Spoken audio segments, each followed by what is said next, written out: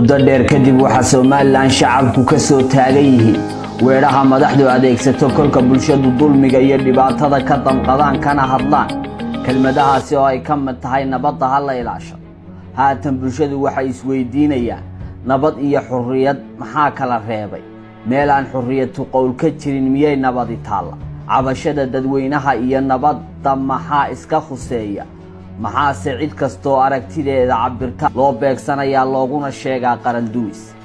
waxaa jira baraarug bulsho oo la doonayo in ummadaha kale laga qariyo. gobolladu waa ay dhawaaqayaan, hal abuuro xorriyadooda laga qaatay xabsiga ayay ka dhex yeedhayaan. abwaaniin nidaamka jira hore ugu ololeeyay ayaa suugaan ay tirinayaan iyaguna dib uga astaaqfurolaysanaya. garyaqaano dadka xidhan u dooday oo kuwii ay u doodayeen xabsiga loogu geeyey. markii u horreysay shakhsiyaad ka mid ah ururkii SNM waxay dib isu weydiinayaan maxaa kula dirirteen siyaad, maxaa dad u dumay. waxay qirayaan nidaamka haatan talada haya iyo sida Somaliland xilligan ku socoto inaanay xataa xilligii kacaanka ummadda soo marin. 9 sannadood ee saraakiishii jabhaddii SNM talada Somaliland u kala dambeeyeen wa'siilaan iyo biixiye hogaamintoodu waxay keentay in haatan calaamad su'aal la saaro wax badan oo hore bulshada badankoodu aanay u dhaadanayn. xukuumadda oo sanadka ay talada dalka haysay waqtigeeda ku qaadatay iska eegista Soomaaliya iyo qayla dhaamin hal dhinac ku kooban. haatan halkaasba waa la iskala soo degay oo mas'uuliyiinta xukuumadda oo iska daba hadlaya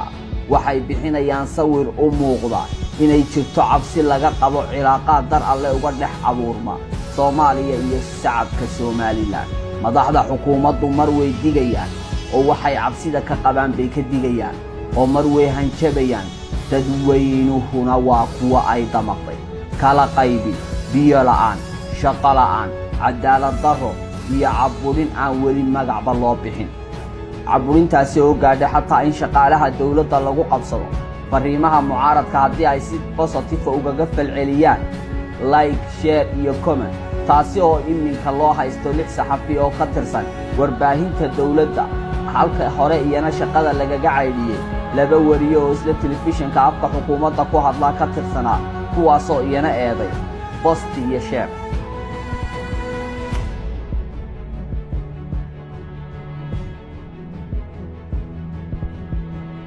xaggii la eegaba dhinacba dhanka kale ka daran ciidamadu waxay kow ka yihiin meelaha 9kaasi sannadood qaab dhismoodkooda aad moodo inuu ku dhacay isbeddel aan ahayn mid duleed. ciidankan waxaa loogu yeedhaa ciidamada qaranka, waxay u dhisan yihiin military ahaan, hase yeeshee tababarka ay helaan waa 6 bilood oo dhiboo ah. waxaa tiradoodu ka kooban tahay 16,400 ilaa 17,000 inta u dhaxaysa. ka hadalka arrimahooda waxaa loo yaqaanaa inay dembi qaran tahay, taasi oo ah wax bulshada lagu disay si ay u aaminaan.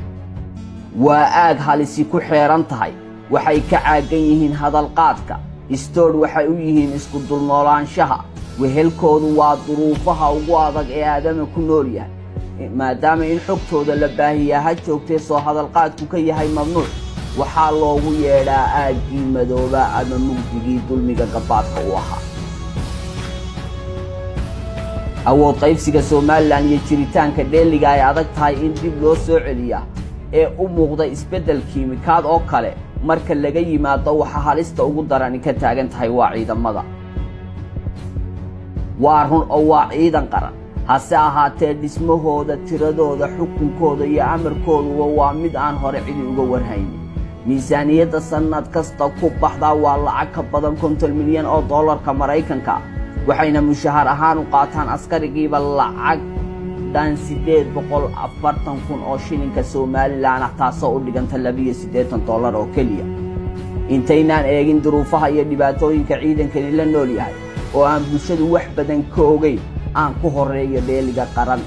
ee maamul ilaa heer askari aan loo miidaandayn. tirada ciidanka qaranku celcelis ahaan waa 17,000 oo askari. gobolka Sool waxa uu ku leeyahay gebi ahaanba 500 oo askari. deegaanada Sanaag, Bari, Badhan, Dhahar, Hadaafimo iyo Laasqoray ilaa Ceelaayo waxay ku leeyihiin askar cadadkeedu dhan yihiin 480 askari oo 200 oo ka mid ah aanay shaqayn. awdal sida xogaha saraakiisha ciidanka dhexdiisa aan ka helayna ay sheegayaan askarta ka soo jeeda tiradoodu waxay u dhaxaysaa 2000 ilaa 2200 oo askari kolka laga saaro intaas 13,000 ee kale waa deegaanada loogu yeedho xilligan dhexda oo Hargeysa askarta ka soo jeeda ay kor u dhaaftay 7,000 oo askari ciidanka qaranku waxay leeyihiin 18 hoggaan 16 ka mid ah iyo taliyaha ciidanka xukuumadda waxay ka soo jeedaan dhanka madaxweynaha kuwaasi oo kala ah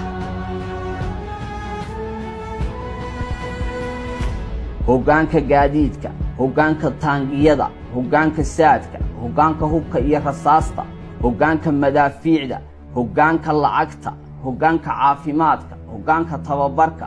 hoggaanka wacyigelinta hoggaanka taakulaynta iyo shidaalka hoggaanka aaga bari hoggaanka tababarada dibadda hoggaanka howlgelinta aaga dhexe qaybtiisa saddexaad hoggaanka sancada hoggaanka xidhiidhka iyo isgaadhsiinta hoggaanka qalabaynta gaadiidka ciidamada jananka ciidanka oo ah taliyaha intan oo hoggaan iyo 17,000 ee askariba xukuma ma jiro waxanti dhowr ciidana oo baadhis ku samayn kara lacagta gasha ciidanka iyo halka ay ku baxdo taliya taani isaga ayaa u ah taliya isu ah xisaabiye iyo hanti dhowre haddii la soo hadal qaado waxa ay ku doodaan sir ciidan baa dibadda u baxaysa wadamada caadiga ah taliyaha ciidanku waxa uu leeyahay oo shaqadiisu tahay hawlaha qorsheynta ciidamada iyo arrimaha la xidhiidha hawlgelintooda daga balse arrimaha xisaabaadka iyo maaliyadda ee ciidamada meel kastoo ay ka jiraan gaar baa loo xisaabiyaa dhammaan wadamada hore u maray waxaa xisaabta ciidanka ka shaqeeya dad shacaba hanti dhowr dowladeed ayaa galoo xisaabiya halkan waxaa taliya ka ah taani khasnaji iyo xisaabiye taliyaha ayaa isu ah dhaqaalaha ciidamaduna waa midka taliyaha iyo 16 kaasi hoggaan ee halka deegaan ka soo wada jeeda ay gacanta ku hayaan ciidanka waxaa ka dhex jira musuqmaasuq baahsan iyadoo aanay jirin kala madax bannaanaan dhanka awoodaha ah taasi oo gayaysiisa in askariga caadiga ahi noqdo dulmane lagu dulnool yahay halka madaxda sare ee militariguna ay yihiin kuwa sanad kasta soo saara milyaneero sifa khaldan sadbursi iyo eex ku qaata malaayiin lacagtaasi ka mid ah oo ay u horeeyaan dhaqaalaha dirayska kabaha raashinka sanadkii tagayna wuxuu ahaa kii ugu darnaa oo waxa mashaariicdaasi mid ka mid ah qaatay wiilka uu dhalay madaxweyne biixi dhanka kale ciidanku ma laha wax xeera qaran kasta waxa uu leeyahay hab maamuus dowladnimo ciidamada qaranku maadaama ay yihiin hay'ad awood leh isla markaasina hubaysan waxa lagaba maarmaan ahayd inay yeeshaan xeer ay ku dhisan yihiin ciidamada Somaliland ma laha xeer ciidan sidaasi awgeed lama garanayo awoodooda waxyaalaha ka reeban iyo waxyaalaha u bannaan utihis mooyaan lama garanayo kala sarreynta ama chain of command ka ciidanka oo qeexan lama yaqaan sida ciidanka qaranka Somaliland loo galo lama yaqaan sida lagu galo lama oga sida askarta loo ruqseeyo waa aad mugdi ah oo lama taabtaan ciidamada Somaliland ma laha diiwaan wax dhammaan dunsan hab maamulka iyo maamuuska ciidanka marka laga yimaado arrimahaas ciidanka Somaliland waxay qabaan dulmi baaxad leh ma leh goobo caafimaad waxayna u qurbaxaan dhaawacyo yaryar oo soo gaara dagaaladii u dambeeyay ee ka dhacay deegaanka Tukarraq waxa lagu daweynayay isbitaalada dadka caadiga ah jiifaan waxa isku meel yaalay dadka rayidka iyo ciidamada ku soo dhaawacmay dagaaladaas shacabka caadiga ah iyo eheladooda ayaa u adeegayay oo biyaha iyo wixii ay helaan ugu keenayay isbitaalada markii ay waayeen cid ka daba timaada qaarkood halkaasi ayay daryeel la'aan ugu qurbaxaan waa la qariyaa kolka dagaal dhaco ciidamada ku dhinta oo kolkoodii horeba nolol adag ku noolaa kuwooda dagaal ku dhinta iyo kuwooda ku dhaawacma sidan ayaa sagxadda baabuurada waaraadka loogu wada raseeyaa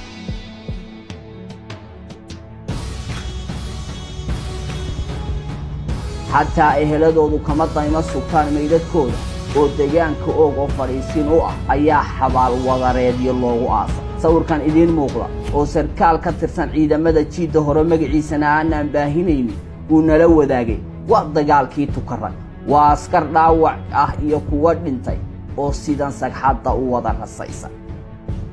ciidamada Somaliland waa warshad lagu naasnuujiyo cid gooniya iyo deegaana gaar ah halka laga ilaaliyo deegaanada kale deegaano gooniya ayuunbaa tirada ugu badan laga qora halka kuwa kalena laga ilaaliyo inay ku bataan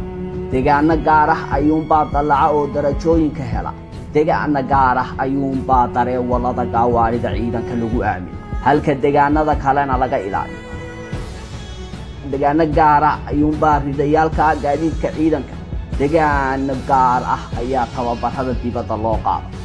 sababtuna waa hoggaanka ciidanka ee taliyihii iyo 16kii hoggaan ee ka mid ahaa 18 hoggaan ee ciidanka oo hal dhinac ka soo wada jeeda madaxweynaha talada hayaana uu yahay kan intanba og misana wax shida ah aanay ula muuqan waxaa xusid mudan in ciidanku yahay awood siyaasadeed oo loo adeegsado mararka qaar arrimo la xidhiidha caburinta bulshada gaar ahaan jiido iyo deegaano gooniya waana sababta xukuumaddan iyo tii ka horreysayba xalka gobolka sool ay ugu arkaan inay dul fadhiyaan toban guuto oo ciidankaasi ah taasoo shacabka reer sool ay hal dhinac u arkaan waa sababta laashay in bulshada reer sool madaxda Somaliland xasilooni ugu sacabato dulmiga ugu ba'ani waa kan ciidamada askarigu ama ha dhinto ama ha noolaade xaq iyo xuquuq waxa uu ah $100 oo laga jaray $18 oo bilaasumad ah macsuulka soo hadhana uu yahay $82 inkastoo hortood aan rajabeel jirin inkastoo gobolka sanadihii u dambeeyay ay ku soo waajahan yihiin isbeddello dhinacyada dhaqaalaha iyo siyaasadda ha yeeshee Somaliland siyaasadda gudo iyo dabadba waxay ku eeg tahay qaacidooyin jabhadeed oo ku kooban waxa loogu yeedho siyaasadda mikrofoonka saraakiisha haradigii jabhaddii SNM ee talada haya hal canjalad oo qaraami ah ayaa u duuban taasi oo ku eeg